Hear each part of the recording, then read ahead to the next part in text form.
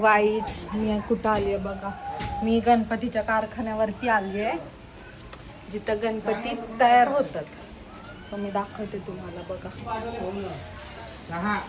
हे शाडू मातीचे गणपती आणि ही शाडू माती आहे.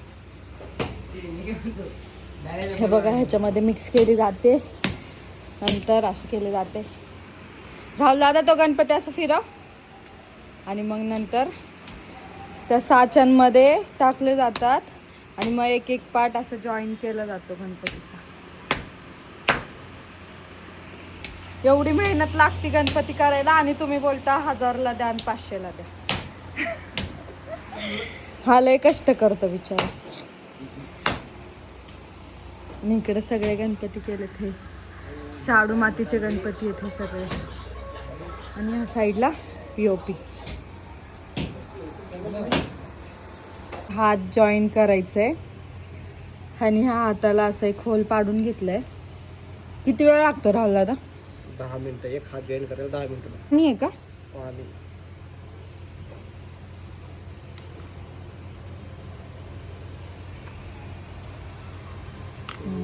हो गया. आता फिनिशिंग करायला.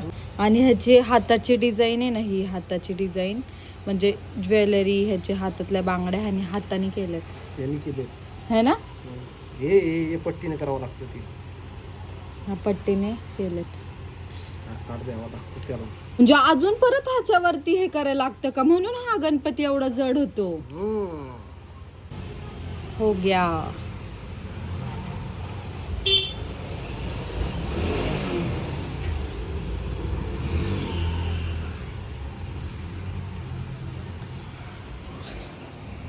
चला आता खाली खाली खाली पेंटिंग आहे. पेंटिंग कशी करतात ना ते दाखवते. आणि इथे बघा हे साचे आहेत सगळे गणपतीचे. शाडू मातीच्या गणपतीसाठी आधी साच्यातनं गणपतीचे सगळे एक एक पार्ट काढावा लागतो आणि मग त्याच्यानंतर तो एक एक पार्ट जोडावा लागतो. हे बघा इथं मोठे गणपती केलेत. त्याच्यानंतर त्याला फिनिशिंग द्यावी लागती.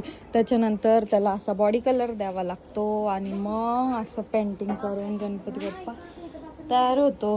त्याला ही सगळी ज्वेलरी करावी लागती. म्हणजे पेंटच असतो ते करावं लागतं.